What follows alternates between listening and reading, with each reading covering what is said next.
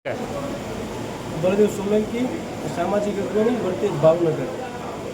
જે રીતે ફરિયાદકા ગામે રોકાણકારોને ખોટી લાલચ આપી અને 20% દર મહિને રકમ વ્યાજના સ્વરૂપમાં પરત આપવાની જે વાત ભારતીય જનતા પાર્ટીના સંગઠન મંત્રી યોગેશ ધામેચા અને સંજય ધામેચા દ્વારા કરવામાં આવી હતી, જેના અનુસંધાને જે રીતે એક અવેરનેસ આપવા માટે થઈને અમે અભિયાન ચલાવ્યું હતું, એના અનુસંધાને કંઈક ને કંઈક 1200 થી 1500 લોકો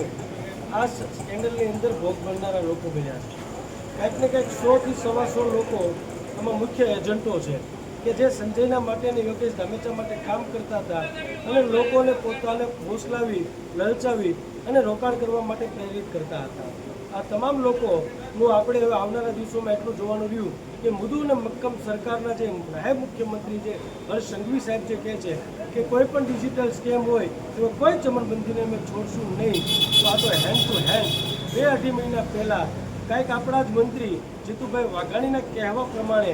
એસપી સાહેબ અને પોલીસ તંત્ર દ્વારા આ ચમરબંધીઓને છોડવા મૂકવામાં આવ્યા હતા। કંઈક ને કંઈક લોકોની અવેરનેસને કારણે ફરી વખત આ સ્કેન્ડલ બહાર આવ્યું છે, ત્યારે લોકોને ન્યાય મળે। નાના નબળા પરિવારો જેણે પોતાના પેટે પાટા બાંધી મજૂરી કરી અને ઘરેણું વેચી અને લોનો લઈને અહીંયા રોકાણ કર્યા છે, ત્યારે ચોક્કસપણે અમારી તંત્રને અને સરકારને એક નમ્ર વિનંતી છે કે ચોક્કસપણે તાત્કાલિક ધોરણે આ નાના નબળા પરિવારોને કઈ રીતે કાયદાકીય અને ન્યાયતંત્ર ઉપર અમને ભરોસો છે એ પદ્ધતિમાંથી પૈસા પરત મળે એ જોવું જોઈએ।